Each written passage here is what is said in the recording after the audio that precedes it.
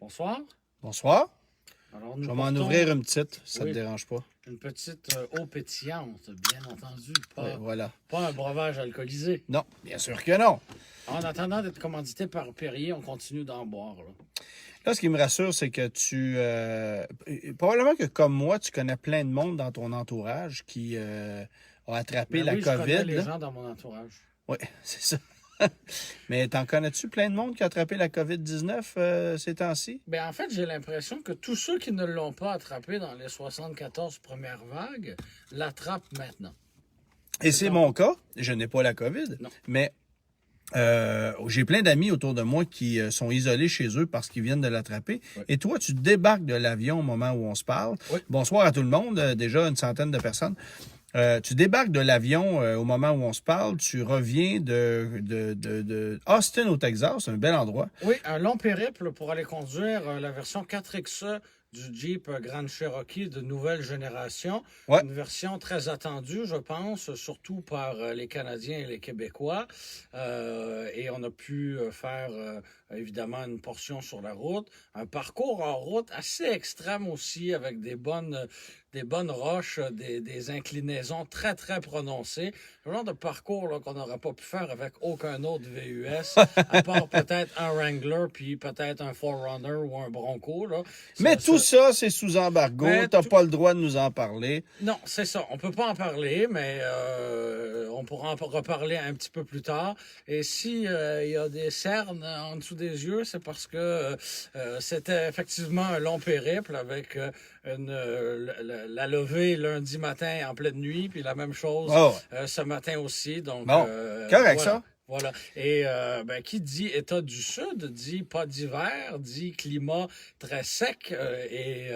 J'en ai profité pour ouvrir grand les yeux dans les rues de Austin et Ouais. des municipalités environnantes. Et je suis toujours impressionné de voir la quantité de voitures qui ont 40, voire 50, 60 ans et qui sont pas des voitures de collection, ce sont simplement Des runners. Oui, des véhicules qui roulent quotidiennement depuis Ah ouais. plusieurs décennies avec la peinture bien mate, bien brûlée par le soleil, forcément. Il y en a qui paient des fortunes pour avoir une patine comme ça ici au Québec. Là-bas, Là-bas, le soleil climat fait le travail, ouais, c'est ça? Le soleil ne te charge rien pour ça. Ouais, c'est ça. Mais oui, c'était toujours impressionnant et fascinant de regarder ça. Dans un stationnement d'un bloc appartement, il y avait côte à côte une Pontiac Transport et une Oldsmobile Silhouette.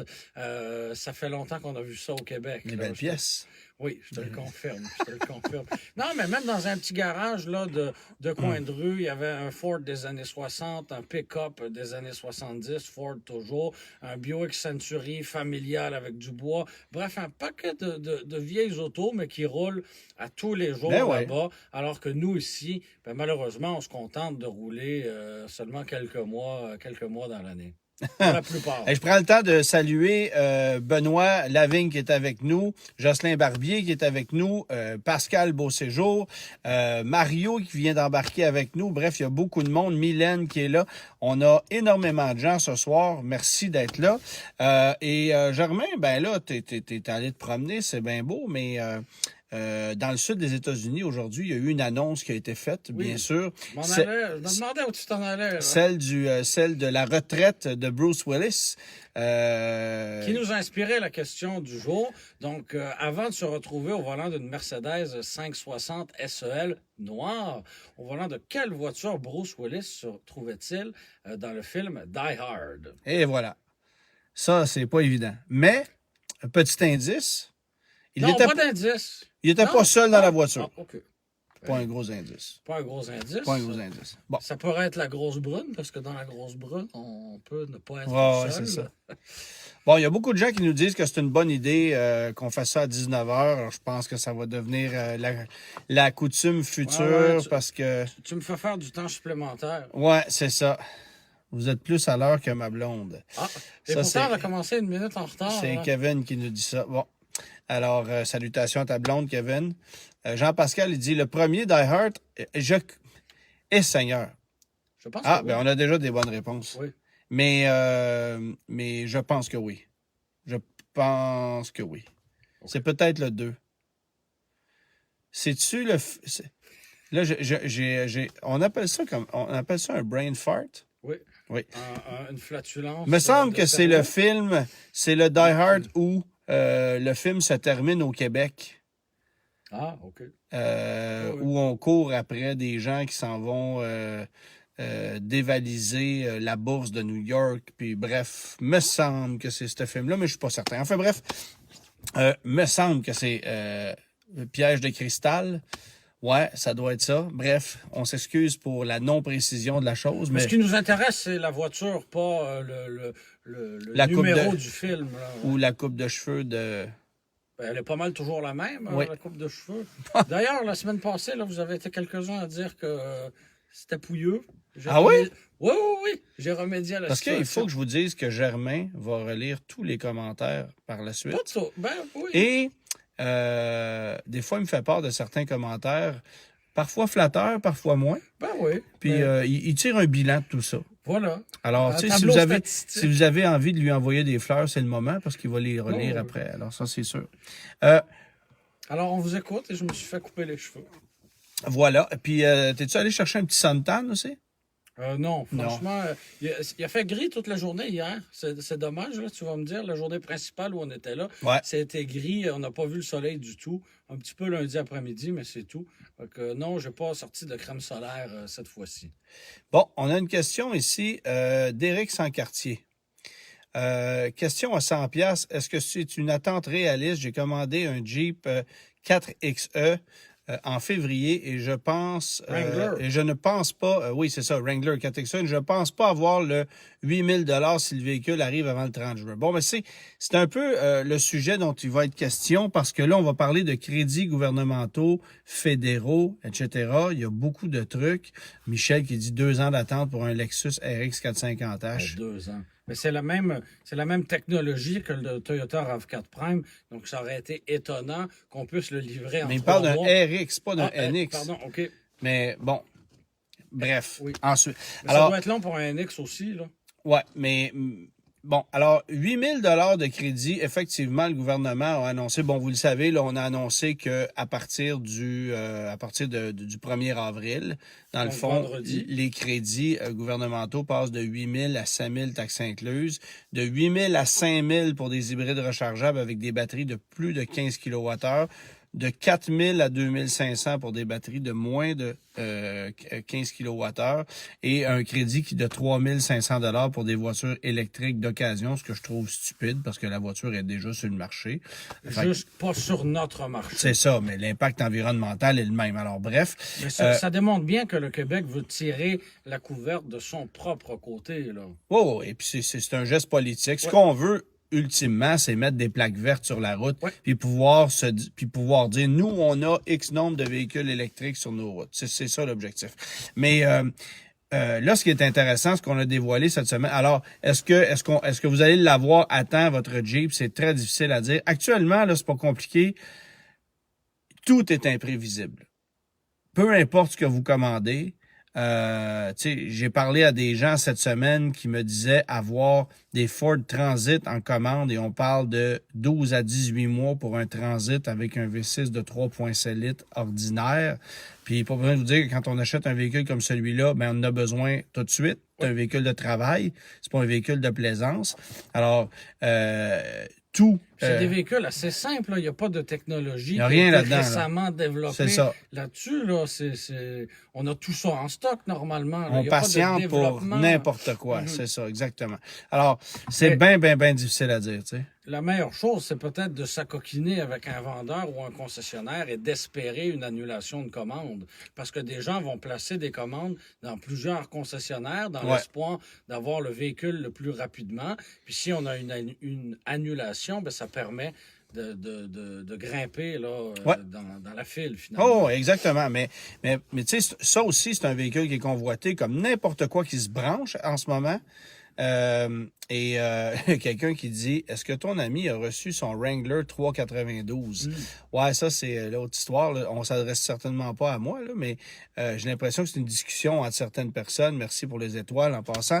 Un Wrangler 392, ça, c'est tout aussi convoité, pas pour les mêmes raisons. Ouais. Et lui, il n'y aura pas de plaque verte. Non, Pas exactement. Il n'y aura pas de crédit gouvernemental. Non, même plus, qu'il va... Au contraire, ouais, c'est ça. Il C'est va ça. avoir une surtaxe à la cylindrée. Oui, mais la surtaxe est Oui, insignifiante. oui. Elle est symbolique. Elle est symbolique. Ça sert à rien. Alors, ce que le gouvernement a annoncé cette semaine, pour revenir à ça, c'est que, le gouvernement fédéral a annoncé une loi BZE. Puis Miguel, il me dit, à quand ta golfère? Honnêtement, je m'attends même pas à l'avoir cette année. Au début, on parlait de on l'été, parlait de hein? mai. On parlait de mai, Pour peut-être l'avoir juin. pendant l'été.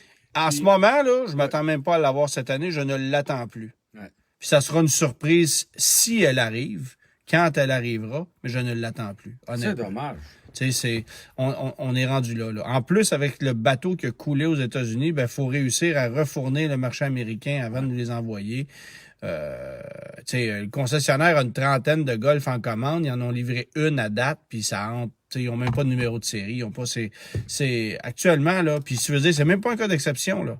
C'est même pas un cas d'exception. Non. Alors, je parlais à un concessionnaire Ford qui me disait avoir 60 commandes de Bronco et une allocation de 12 véhicules pour cette année. Tu fais quoi avec ça? Ouais. Mais aux États-Unis, des Broncos, il y en a partout. Il y en a partout. Les pas concessionnaires n'en manquent pas. Mais ici, au Canada, évidemment, c'est ça. Pourtant, ils les vendent cher, là, c'est payant. Oui, mais c'est pas payant comme aux États-Unis. Même à ça, c'est pas assez payant. Le Canada, pour Ford... Je sais. C'est ça. C'est un mal nécessaire. C'est un mal nécessaire, c'est ça. C'est le 51e État après le Rhode Island, qui est gros comme l'île de Laval. Là, salut tous les gens du Rhode Island qui nous écoutent. Mais il y a des gens qui sont d'Alberta présentement qui nous écoutent, du Nouveau-Brunswick. Peut-être des gens de la France, quoique là, il commence à être tard pour les gens de la France. Du matin, là. Ouais, c'est ça. Fait que, bref. Mais tout ça pour dire que oui, les crédits vont changer. Puis là, ce qu'on nous a dit, c'est qu'il y avait un délai de grâce. C'est-à-dire que si vous avez commandé un véhicule avant le 1er avril... Et c'est ça qui a semé la confusion, j'ai l'impression. Là. Vous avez commandé un véhicule avant le 1er avril. Si on vous le livre avant le 30 juin, vous allez bénéficier de l'ancien crédit, donc du 8 000 ou peu importe ce qui s'appliquait.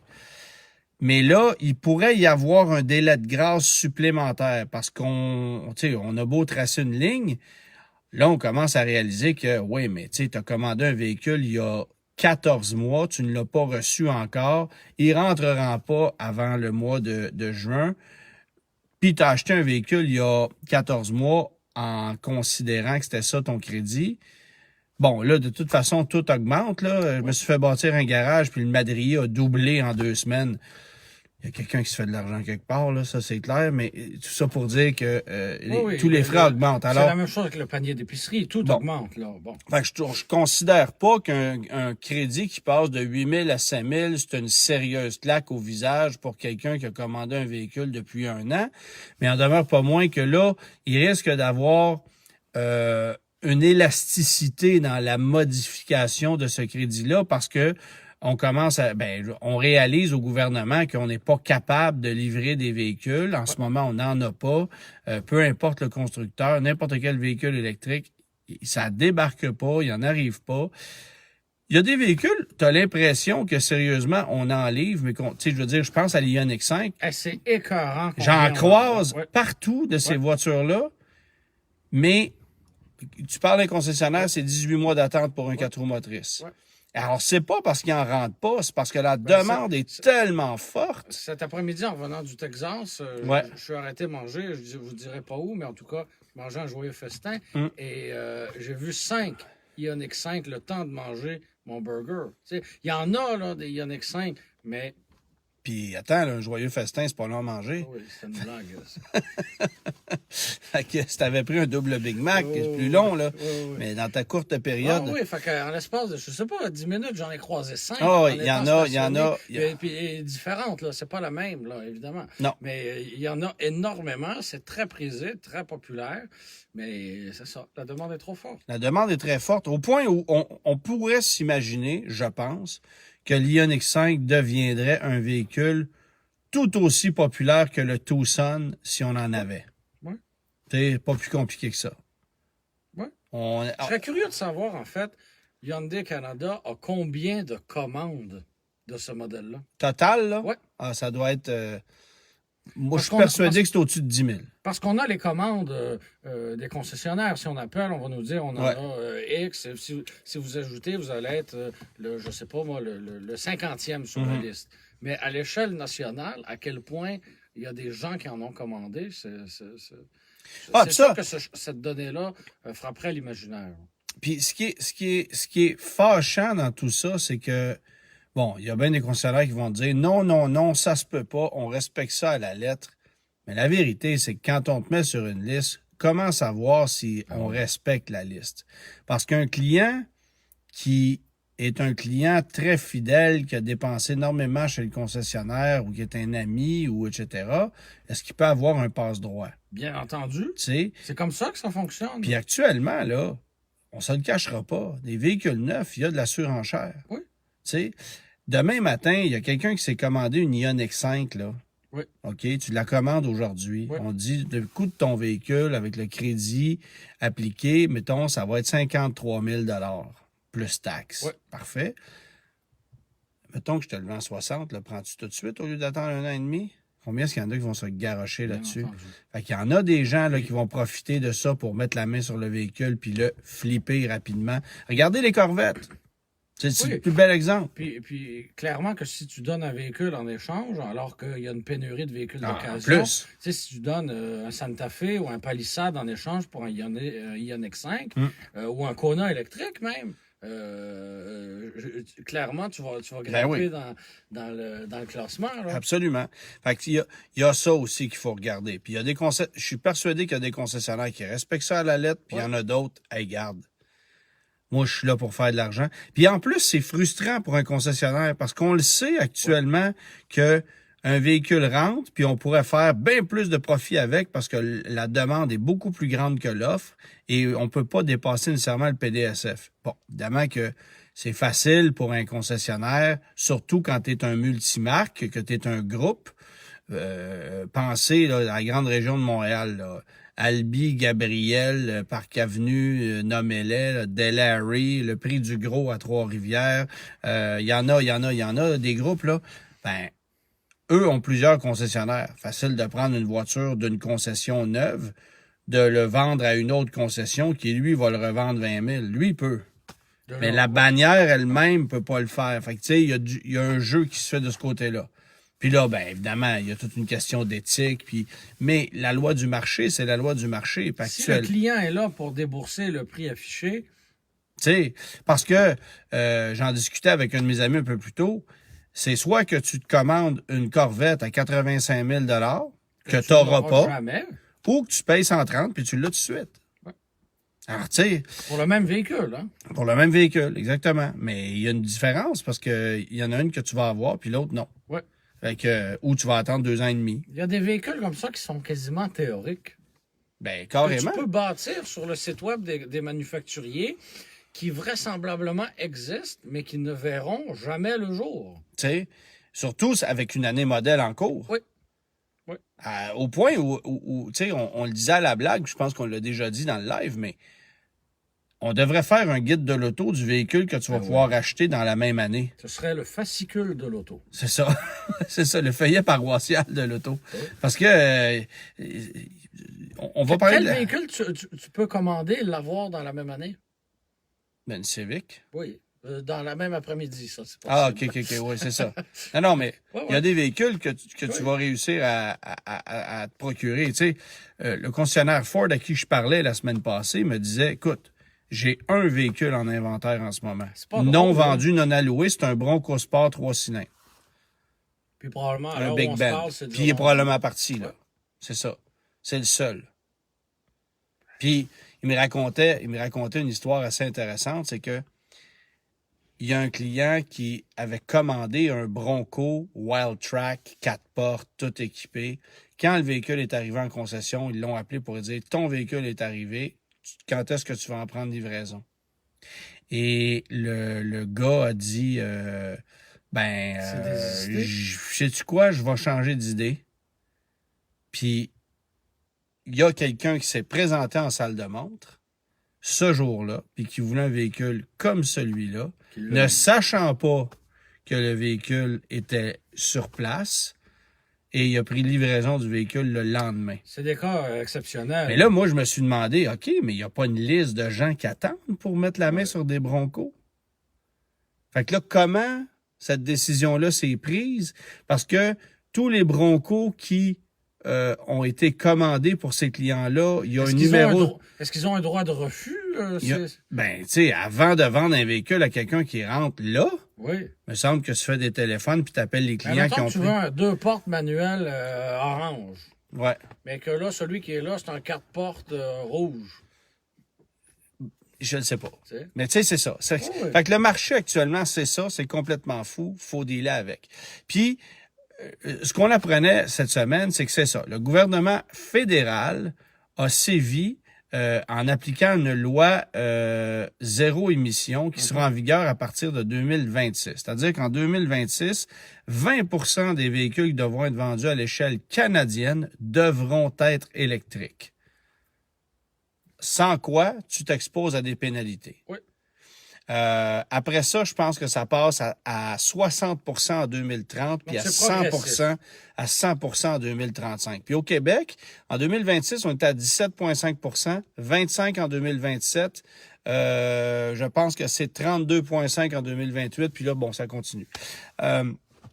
Mais il y a une disparité entre le Québec et le Canada, mais qui, en quelque part, finit par se rejoindre. Sauf que tu as évidemment beaucoup de lobbying de la part des constructeurs automobiles installés au Canada qui se battent contre ça parce que, bon, tu as des constructeurs automobiles actuellement comme Tesla qui, eux, peuvent vendre des crédits. Ben oui, parce qu'ils vendent que des véhicules électriques, alors il n'y a pas de problème. Mais il semble qu'au Québec, il y a 2 constructeurs automobiles qui ont des crédits actuellement en banque. C'est Tesla et General Motors. Parce que chez General Motors, on aurait vendu suffisamment de Bolt pour ça? Et de Volt au cours des dernières années. OK. Mais, puis d'un autre côté, tu as des Honda, puis des Toyota, puis des Mazda qui ne vendent aucun véhicule électrique. Qui, eux, doivent payer des pénalités. Mais entre toi puis moi, qui pollue plus? Honda qui vend des Civic, des CR-V, ou GM qui vend quelques Bolt, puis une majorité de Silverado, Sierra, Escalade, Yukon, Suburban. Fait que c'est un débat, qui est difficile parce qu'évidemment Honda se plaint ardemment de tout ça. Puis je veux dire, Honda, on se le cachera pas. Là, j'en parlais ce midi à Dutrisac. Tu sais, Honda est un constructeur qui veut vendre des voitures fabriquées ici. Oui. 74% des voitures Honda vendues au Canada en 2021 étaient fabriquées au Canada et on veut que ce pourcentage-là augmente encore davantage. Je comprends que sur le plan des affaires, oui, c'est intéressant, mais en même temps, on est rendu en 2022, ça prend des véhicules électriques. Puis chez Honda, on a la technologie ailleurs dans le monde, mais on n'est juste pas motivé à l'amener ici en Amérique du Nord. Même l'hybride. Même l'hybride. Tu sais. Puis là, Honda, on est en retard, là, c'est ça. Non, mais Honda se pète les bretelles en disant, on vient d'investir, on vient de faire une annonce comme quoi on investit 1,3 milliard de dollars dans l'usine d'Alliston en Ontario. Est-ce qu'on est en 2008? Tu sais, pour fabriquer des CR-V hybrides. C'est une technologie qu'on exploite depuis 25 ans. C'est pas comme si c'était nouveau, là. Oui, mais on arrive finalement avec ça. Puis accessoirement, il y aura peut-être une Civic hybride aussi, là. Puis 2 semaines après, Stellantis annonce une usine de batterie en Ontario aussi. Oui, mais ça, c'est même pas une nouvelle, là. C'est-à-dire qu'on le savait depuis un sacré bout de temps. C'est bien, mais il y a 2 semaines d'écart pour une technologie qui, elle, a 20 ans d'écart. Ouais. Ah non, mais Honda, on n'est pas là. C'est ça qui est paradoxal, là. Sauf que... Je comprends qu'en Ontario, on veuille protéger ces emplois-là parce que c'est des emplois de qualité avec des bons salaires. Je veux rien enlever à l'économie, à l'industrie automobile canadienne de dépenser autant dans la technologie hybride en 2022. J'ai un certain malaise, là. C'est-à-dire que... Ça aurait dû être fait C'est correct qu'on le fasse. Oui. C'est correct qu'on le fasse. Un peu tard. Mais il faudrait aussi qu'on accepte de vendre autre chose. Et le problème, c'est qu'on veut vendre ce qu'on fabrique ici, surtout chez Honda. Demandez-vous pas pourquoi il n'y a pas de Ridgeline d'un concessionnaire, puis il n'y a pas de pilote, puis de passeport. aux États-Unis. Puis on veut les vendre là-bas, parce qu'ils sont plus payants à vendre là-bas.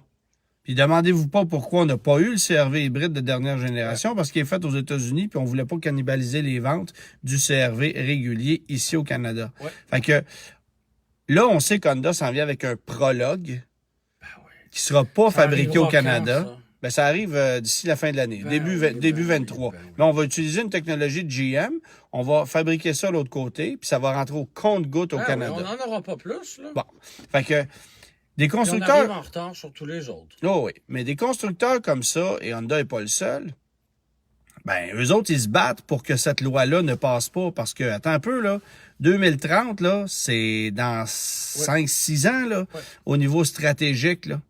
Ouais. C'est-à-dire, un constructeur... C'est un cycle. Un constructeur automobile travaille avec au moins 2-3 ans d'avance sur sa stratégie facilement. Ouais. En 2030, là, c'est même pas 5 ans. Ouais. Puis eux, là, tu leur demandes de se virer de bord, puis il faut qu'ils vendent 60% de véhicules électriques d'ici ce moment-là. Aïe aïe. Mais Honda a un poids politique énorme au Canada parce que justement, on a des usines ici, on emploie des gens d'ici, on a des sous-traitants au Canada. Oui, mais parce que Honda et Toyota, contrairement aux 3 Américains qui ont aussi des usines ici, ils n'ont pas de syndicat. Non, je le sais, mais le poids politique est là quand même. On emploie des gens quand même. On fait rouler l'économie considérablement en Ontario. Oui, là. mais le syndicat Oui. fait en sorte que Oui. l'usine ne peut pas décider ou l'usine n'a ne peut pas changer de sa fabrication comme ça du jour au lendemain. Alors qu'Honda, on est On est plus agile, mais on n'a pas de volonté. Ben non. Ben Bon, non, parce fait que ça sert que à rien. financièrement parlant, il n'y a rien de plus payant à vendre qu'un Civic peut servir ici chez nous. Oui. Tu sais? Fait que, à suivre, histoire à suivre. Mais en attendant, ben là, on a resserré les règles. Le Canada s'est mis à la page sérieusement et a même devancé ce que le Québec avait soumis comme idée. Reste à voir comment on va respecter tout ça, si ça va se respecter et si ça va avoir un impact sur l'offre de véhicules électriques qu'il y a chez nous. Parce que pour le moment, on se force pas à en vendre ici, là, même s'il y a des crédits. Bon, sauf que là, si on commence à sévir, puis si les constructeurs sont plus sévèrement taxés parce qu'ils vendent davantage de véhicules à essence, là, on risque de freiner un petit peu ces ardeurs puis de prendre l'électrique un peu plus au sérieux. À suivre. C'est peut-être un clou plus intéressant sur lequel on va devoir frapper les pénalités plutôt que de donner des nananes aux consommateurs. Là. Oui, puis je veux terminer avec ça. Parce que les consommateurs, ils en veulent des véhicules électriques, on en a la preuve. Mais il n'y en a pas. Ici. Fait qu'on est dans un cul-de-sac. Oui. Mais, puis l'autre affaire, c'est combien, ça, ces pénalités-là? Il y en a qui parlent de 4-5 000 $ par véhicule pour un constructeur. Ouais. Mais à qui tu les verses? Comment c'est transigé? C'est Ouais, quoi les le mains vrai baraques, prix là. que tu Ouais. payes? Tu sais, c'est très hypothétique comme question, puis c'est des données qui sont confidentielles. Alors moi, j'aimerais bien ça, voir ça au grand jour, parce que si c'est confidentiel, il peut y avoir des petites décisions de prise à gauche, à droite. C'est probablement très malléable, là, ces histoires de crédit-là, de masse. Si tu parles de quelques milliers de dollars, là, ça doit être peut-être dans le pire des cas pour une camionnette pleine grandeur, par exemple, à moteur V8, qui sont vendus à plein prix depuis 2 ans. 4 000 $ sur une camionnette de 80 000 $, là. Oui, mais Qu'est-ce qu'il y a là? encore Pas là, grand-chose, c'est là. très, très, très difficile d'illustrer, Oui. de savoir. Non, ce mais que ça- d'avoir une pénalité de Ouais. 4 000 $ sur une camionnette que tu vas vendre 80 000, là, ça change quoi? Ah, c'est sûr. Absolument. La rentabilité est là quand même. Là. Ah, la rentabilité est là, d'autant plus que tu n'as pas T'as plus payé. de rabais, t'as plus rien. T'as pas payé d'intérêt sur le véhicule. Rien. Tu l'as financé à gros taux. Tu l'as livré tout de suite. Voilà. Fait que tu l'as pas gardé en inventaire. Voilà. C'est ça. Fait que, à suivre. Là, je voulais vous parler de Mazda parce qu'évidemment, je suis allé conduire la semaine dernière le CX-50. Ouais. Puis c'est mêlant chez Mazda, le CX-5, CX-50, CX-3, CX-30, c'est bon. On a comme 2 générations de nomenclature qui se chevauchent. C'est et, ça. Oui, on en perd notre latin. Bon, autant j'avais été sérieusement déçu par le MX-30 que j'avais conduit il n'y a pas si longtemps. C'était l'autre dernier véhicule de Mazda, Ouais. mais... Autant le CX-50, même si on n'a pas de nouvelles mécaniques, lui, il m'a impressionné. Parce que là, on vient de rentrer dans les dents de Subaru comme il faut. C'est une vraie riposte à une Subaru Outback. Est-ce qu'on est là avec un rouage intégral qui a du bon sens? Rouage intégral, c'est-à-dire que moi, la version que j'ai essayée, c'est évidemment le modèle GT, turbo, nanana, avec des roues de 20 pouces. Puis des roues de 20 pouces, c'est pas aussi efficace. C'est élégant, là. Oh, et c'est très joli, mais c'est certainement pas aussi efficace que ce qu'une Outback va faire avec du 18, là, tu sais. Faut quand même être conscient de ça. Maintenant, on va arriver avec une version qu'on va appeler Meridian, qui, elle, va être rivale carrément d'une Outback Wilderness, avec du 18 pouces de roue, avec le moteur turbo, dont la puissance est carrément équivalente à celle d'une Outback turbo. Volume qui est très semblable. Peut-être que l'espace cargo est un peu moindre, mais vraiment pas grand-chose. Sauf que c'est le premier véhicule Mazda développé par les Américains et pour les Américains et fabriqué aux États-Unis, qui te donne avec Toyota d'ailleurs. Ouais, qui te donne de l'espace en masse. Un Américain corpulent peut prendre place à bord de ça et être confortable. Il n'y a pas d'autres Mazda qui sont capables de se vanter de ça. Et là, évidemment, on le catégorise encore comme un compact. Mais il est plus du format Outback qui n'est pas une compacte. Tu sais, on chevauche. On n'est pas loin. On est dans le gros compact. Là. On est à la limite d'un Santa Fe, on n'est pas loin de là. Tu sais, c'est un peu plus gros qu'un RAV4, mais c'est certainement plus petit qu'un Highlander, là. Ouais. On n'est vraiment pas. Alors, puis c'est intéressant parce qu'il y a des gens qui font le parallèle aussi avec l'ancien CX-7, qui se trouvait un petit peu entre deux chaises.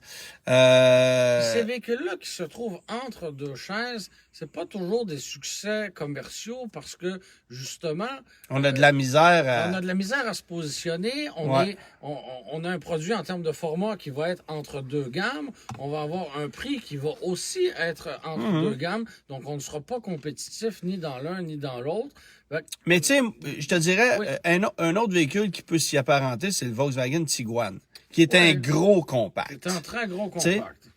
Fait que, mais le Mazda, il est le fun, il est dynamique, il est performant, il est beau, il réussit la finition en dedans, c'est super. On a amélioré des lacunes ergonomiques qu'on a dans d'autres produits Mazda, là, à commencer par le fait qu'on a un écran tactile, Apple CarPlay sans fil. Mon Dieu! Tu sais, on s'est mis à jour. On a encore une tactile, fait qu'on n'a plus de roulette, on n'a plus rien. On l'a encore, mais tu peux aller jouer dessus, tu sais. Bon, c'est ça. Quelle belle amélioration! Hein? Mais on s'est mis Est-ce que c'est beaucoup plus cher qu'un CX-5? Pas tant. Parce qu'une version GSL versus l'équivalent chez Mazda, 2000 pièces de différence, 2500, tu sais, c'est pas... Pour un véhicule tout beau, tout nouveau? Non, moi, je me pose pas la question entre les deux. Et chez Mazda, on considère ça comme deux véhicules qui ont une vocation bien différente. Le CX-5, c'est un véhicule catégorisé comme un produit urbain. Et l'autre, c'est un véhicule catégorisé comme un véhicule plus aventurier à la Outback. Fait que je comprends la stratégie de Mazda, mais en même temps, la réalité, c'est que l'acheteur d'un CX-5 ici, c'est pas nécessairement quelqu'un qui habite sur le plateau, là. Non. Tu sais, ça veut dire, c'est quand même un véhicule assez polyvalent. Aux États-Unis, un CX-5, ça se vend, mais, tu sais... Oui, mais la force de Mazda au Québec, en tout cas, traditionnellement... était plus forte au Québec. Sauf que là, il y a un effet qui change. Parce qu'aux États-Unis, depuis quelques années, Mazda prend des parts de marché. Et depuis que la Mazda 3 est en déclin ici, ici, on en perd. On est en recul. C'est ça. Fait que, tu sais, bon, puis la Mazda 3, écoute, ça se vend plus, là. Ben non. Ça se vend plus, là. C'est pas... le CX-5, c'est de loin le produit le plus vendu chez Mazda, là. Et de très loin. Le CX-30, correct, mais on pourrait faire mieux, je pense. On a annoncé là, cette semaine, justement, le retrait du CX-3 aussi qui s'en va. On l'avait prolongé d'1 an par rapport aux États-Unis. Il l'avait même plus, Il avait été abandonné l'année dernière. Puis on avait continué sa commercialisation pour le Canada. On avait compris entre les lignes que ça n'allait pas s'étirer bien longtemps. Et là, c'est terminé pour le CX-3. C'est ça, c'est terminé. Fait que le véhicule d'entrée de gamme sera une Mazda 3. Ça redeviendra la Mazda 3. Et la seule voiture offerte chez Mazda avec la MX-5, là, parce que sinon, ben c'est ça. Ben, écoute, un MX-30, si tu as un VUS, là, on peut, tu sais. Pas mal de autre. Ouais, c'est un C'est ça. multi-segment. Ce mot fourre-tout, hein. C'est ça. Fait que c'est sûr que c'est pas des véhicules à volume. Et les gens de Mazda étaient bien heureux d'ailleurs de nous dire que le mois dernier, ben, ça avait été des ventes records pour les MX-30. Ben oui. Record par rapport à quoi d'autres mois ou. Bon. Mais. Par rapport au mois équivalent l'année dernière, alors que le véhicule n'était pas arrivé sur le marché. Pas de sens. Fait que, tu sais, bon, on appelle ça un compliance car. Mazda avait besoin d'un véhicule électrique. Oui. Mais. On l'a, personne n'en veut. Oui, mais c'est bien beau, là. Ah, puis Paul Simons qui nous demande est-ce qu'on a prévu une Mazda 6 Rear-Wheel Drive. Alors ça, le projet est officiellement abandonné. Ouais. Est-ce que cette technologie-là sera utilisée sur d'autres véhicules chez Mazda? On peut s'attendre que oui, parce que je pense pas que le 6 cylindres en ligne soit mort.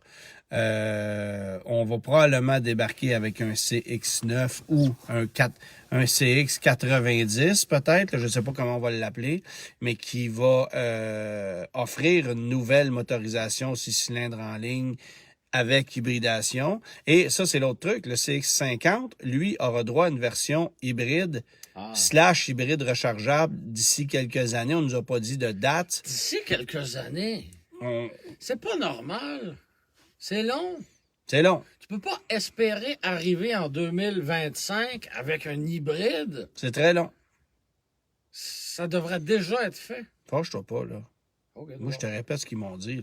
Oui, mais je fais pas pareil. Je te répète ce qu'ils m'ont dit. Ça n'a pas de bon sens.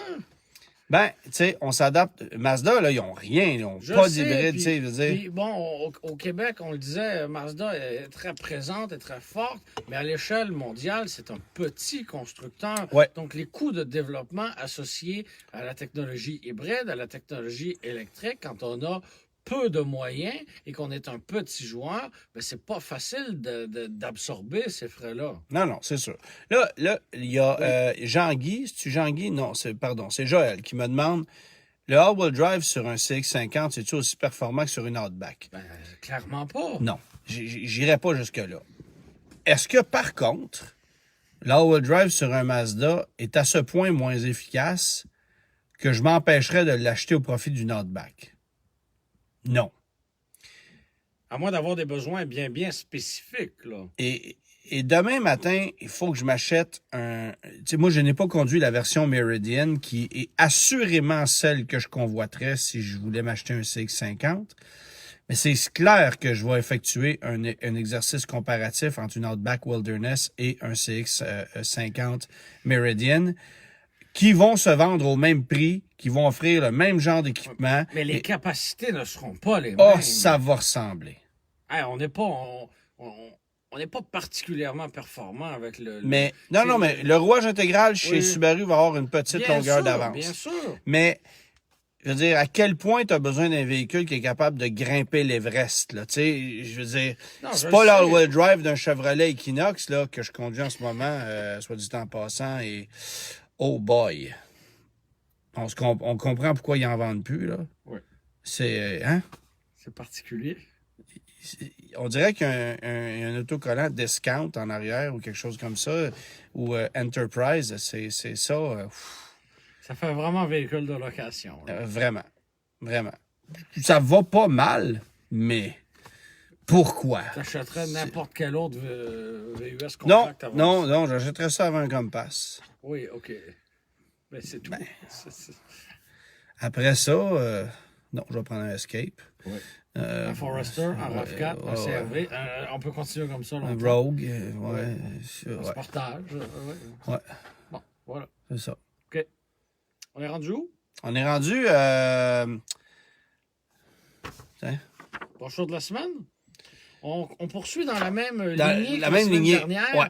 On vous présentait une brochure de l'année 1981, parce qu'on était à l'épisode 81.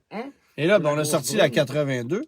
Et j'ai sorti la gamme Mazda 1982. Et si je ne me trompe pas, je l'ai aussi dans ma collection, celle-là. Alors, ce qui est intéressant en 1982, c'est que chez Mazda, c'était une année de transition. Oui. Bon, évidemment, on avait encore le coupé RX-7 qui se vendait très bien à cette époque-là, Il y avait différentes versions. C'était une voiture assez performante. On avait des versions 4 places, des versions 2 places. Il y avait des versions GSL, siège de cuir, là, bon, etc. Il y avait beaucoup de variations de modèles pour une voiture sportive qui était clairement pas efficace dans la neige, mais qui connaissait un certain succès. C'est très charmant comme auto, là. Oui, vraiment. En 82, c'était aussi le chant du cygne pour la première génération de la Mazda 626, disponible en berline et en coupé. Coupé qui n'avait pas de pilier B, donc c'était comme un hardtop, là, vous pouvez le voir ici. Alors, c'était une voiture qui avait un look assez intéressant. On doit prononcer hardtop. Hardtop. Imagine-toi, une Mazda 626 qui avait 74 chevaux à 4500 tours, avec un moteur 2 litres. Mais sais-tu quoi? Ça devait être plaisant quand même. Oui, Bon. vraiment. Et propulsé. Et comme quoi, t'as pas besoin d'avoir 300 chevaux pour avoir du plaisir. C'est ça. Alors, voiture propulsée, Oui. roue motrice arrière. On l'a remplacé en 83 par une voiture à traction, on le sait. Mais la grosse attraction, n'est-ce pas, en 82, c'était l'arrivée de la nouvelle GLC. Berline, 4 portes et 3 portes hatchback. Il y aura eu, c'est ça. Il y aura eu une version 5 portes l'année suivante. Et vous voyez ici la version GLC Sport, munie de ses jantes d'alliage de 13 pouces, de ses cadres de fenestration noirs et de 5 vitesses plutôt que 4. Wow. On avait un moteur de 68 chevaux là-dedans, un carburateur. Alors, c'était la grosse nouveauté chez Mazda en 82. Mais accessoirement, tu pouvais aussi continuer d'acheter une Mazda GLC d'ancienne génération dans sa version familiale. Propulsion, à carburateur aussi avec un étrangleur manuel puis tout le kit. C'est ça. Puis ça, on l'a vendu encore en 82, on l'a éliminé en 83. C'était vraiment une année de transition. 63 chevaux dans cette magnifique familiale. C'est pas grand-chose, là. Mais, tu sais, propulsé aussi. Fait que, tu sais, c'était une gamme. Puis, bon, évidemment, il y avait à ça, bon, on l'a pas dans la brochure ici, mais il y avait aussi les camionnettes de série B. Oui, qui débarquaient ou pas loin. Ah, ben non, mais qui étaient là depuis déjà quelques années, là, avec les... Il faut se souvenir que c'est en 74 qu'on est arrivé avec les camionnettes, les Ripio, là, les Rotary Engine Pick-up, là, qu'on avait, qui ont été remplacés après ça par des moteurs à essence, dont je pense qu'en 82, on pouvait avoir un diesel 2.2 litres Perkins de 58 chevaux qu'on avait aussi dans le Ranger, qu'on partageait avec le Ford Ranger. Mais, une autre bombe, là. Ça, c'était épouvantable comment c'était slow, là. Mais on avait une gamme assez... Puis en 83, c'est ça. Là, est arrivée la nouvelle Mazda 626. On a éliminé la vieille GLC familiale. La RX-7, c'est encore la même, remarque. Est-ce que tu penses que chez Mercedes, on savait qu'il y avait déjà eu une Mazda qui s'était appelée GLC quand on a baptisé le remplaçant du GLK, le GLC? Je pense qu'on s'en est sacré pas mal. Non, mais est-ce qu'on le savait? Probablement. Oui. Je sais pas. Peut-être. J'ai l'impression que peut-être que non. Mais oui, on n'a pas fait de clin d'œil dans la publicité au modèle. Est-ce que chez Lexus, on savait que Nissan avait déjà vendu une NX? Ah! C'est une bonne... c'est vrai, hein? Tu sais... C'est vrai. Il y a quand même... Il y a des noms comme ça qui se sont retrouvés... Ah ouais. C'est vrai. Mais... J'avais jamais pensé à la NX. Et Nicolas Tardif de dire Mercedes, c'est sûrement dit GLC pas.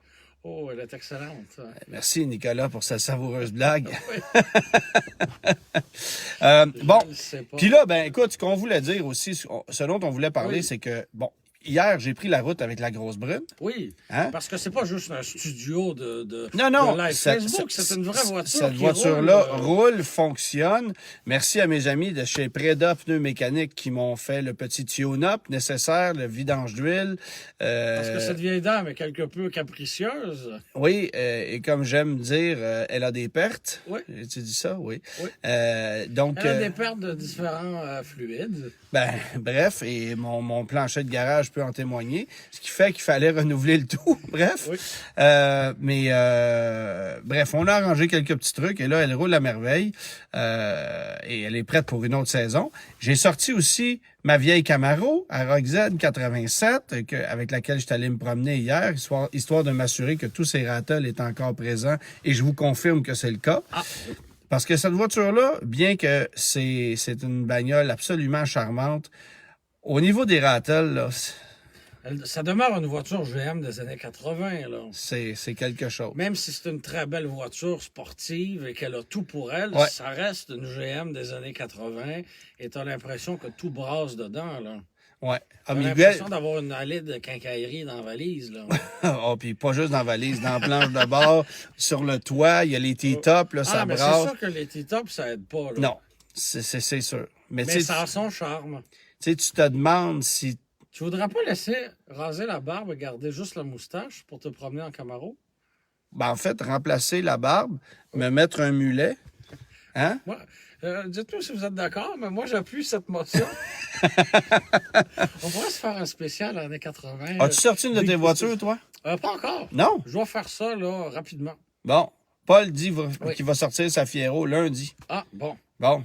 Lundi. Oui, parce que le mois de mars s'achève. J'ai l'impression que beaucoup de gens Ah, ben, ne veulent pas attendre. payer le mois de mars. Puis les routes sont pas si belles encore, là. Il y a beaucoup de roches. Vraiment. Beaucoup de roches sur la route. Là. Vraiment. Ouais. Je comprends que tout le monde n'ait pas sorti ces véhicules. Mais là, on a hâte. Là. Puis on dirait que cette année, ça a été plus long que d'habitude. Oui, mais on a un collègue, Frédéric Mercier, qui était à Alma en fin de semaine et qui nous a envoyé des photos.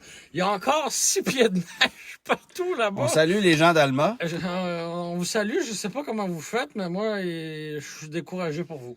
Bon, moi, je suis né sur la rive sud et je demeure depuis plusieurs années sur la rive nord. Oui. Et déjà là, j'ai une frustration quotidienne l'hiver parce que, Oui, ça paraît. il y a un mois de Ça paraît. différence. Il y a un mois de différence. Même entre l'île de Montréal et la rive sud, ça paraît. Vraiment. Oui. Vraiment. Fait que moi, j'ai encore de la neige, puis toi, ben, plus vraiment. Oui, c'est ça. C'est à peu près ça. Mais ça, tu seras même de le constater quand tu vas retourner chez toi parce que tu n'y es Oui. pas encore retourné depuis 3 jours. Non, effectivement. Bon. Je me suis revenu ici tout de suite. Question du public. Vas-y donc. On a Alexandre qui nous mentionne qu'il a une Chrysler Pacifica 2017. Il aime bien la technologie et la conduite, mis à part quelques détails. Oui. On a quelques amis du Saguenay qui disent on est à bout, t'as pas idée, on n'est plus Hey, capable. pour vrai, je capotais. Je pensais que c'était une photo d'archive qui nous a sorti. Il dit on dirait Hein? qu'on est à Fermont. C'est exactement. J'avais l'impression qu'il nous avait sorti une photo d'archive, mais non, il a pris ça en fin de semaine. Il y a 6 pieds de neige, on se croirait en plein mois de janvier. Hey, je serais Génial. découragé.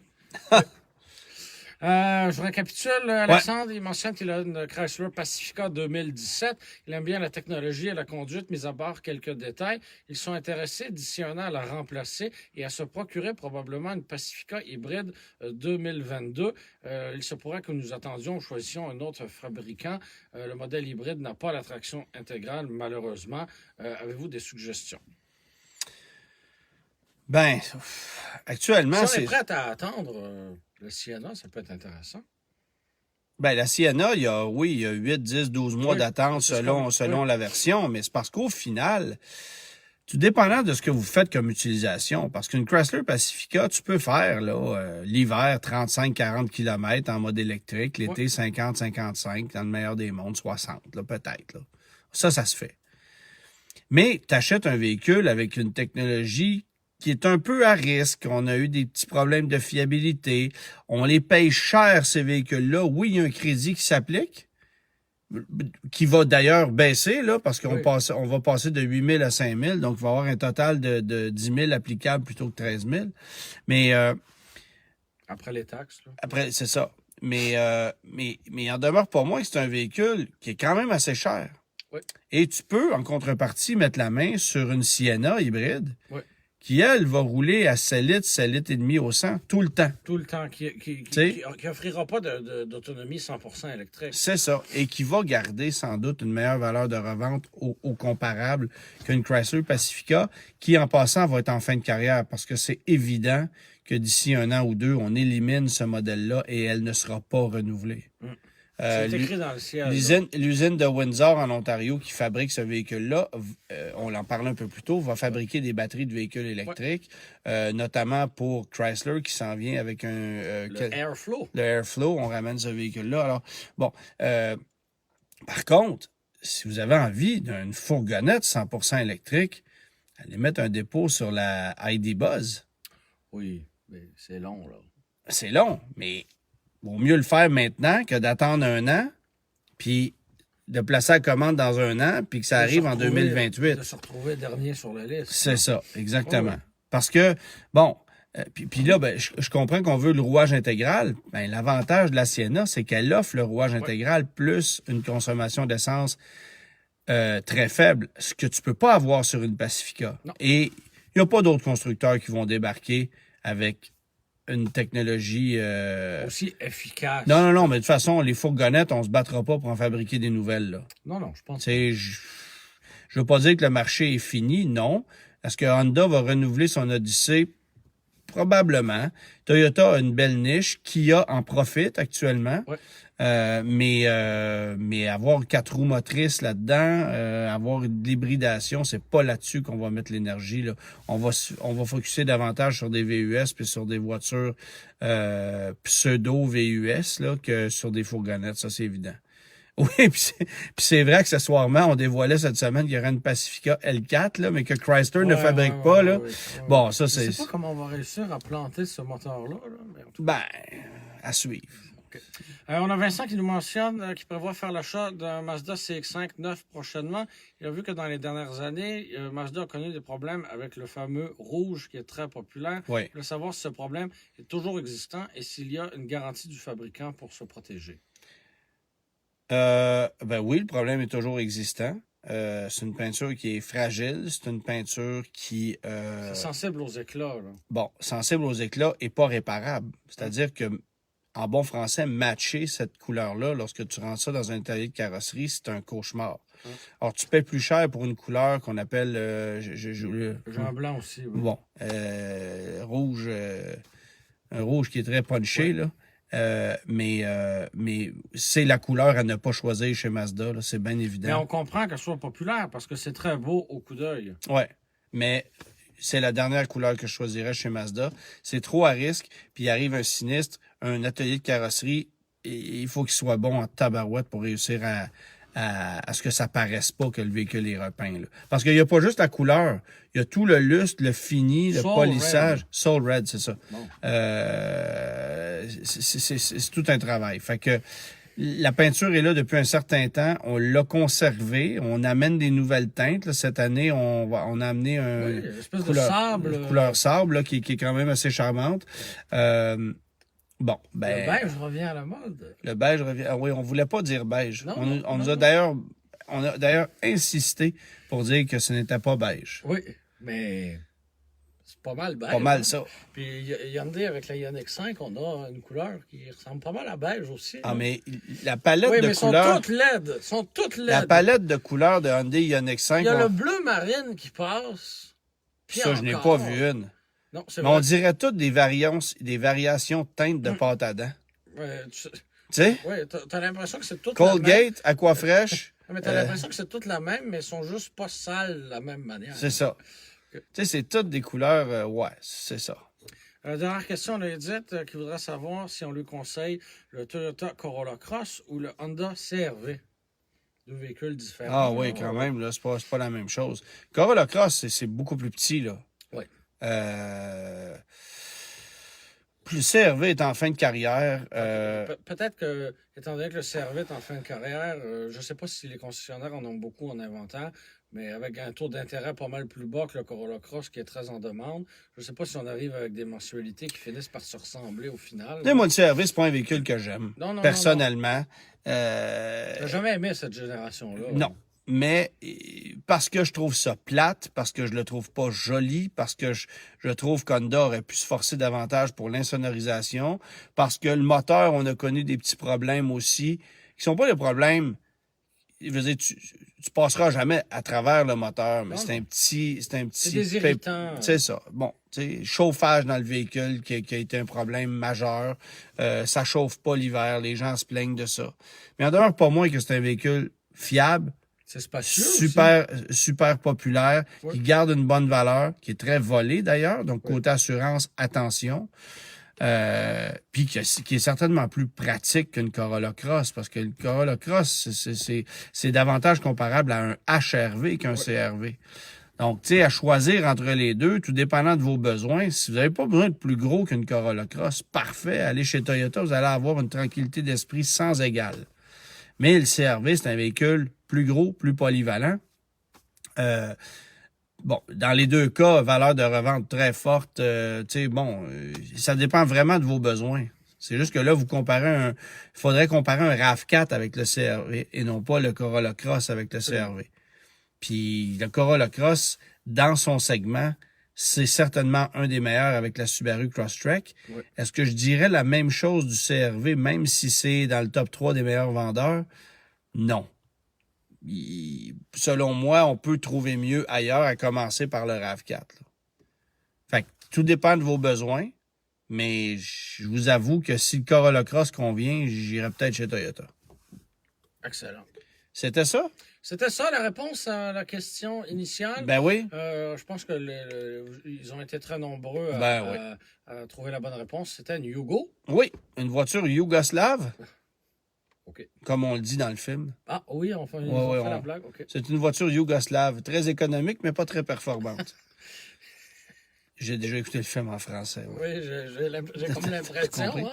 Merci tout le monde d'avoir été là. Oui. Alors, on se reprend la semaine prochaine et on vous reviendra avec l'heure exacte de diffusion. Oui. Suivez ma page Facebook parce que on a encore un horaire compliqué la semaine prochaine. Et l'autre d'après aussi. Oui, on essaie de faire ça ensemble, mais... Le printemps est très, très achalandé. C'est ça. Très occupé. Mais oui, on va essayer de faire ça à 19h le soir plutôt que 17h désormais parce que la formule semble plaire à davantage de monde. Alors voilà, puis merci tout le monde d'avoir été là. Salutations, bonne soirée. Bonne soirée.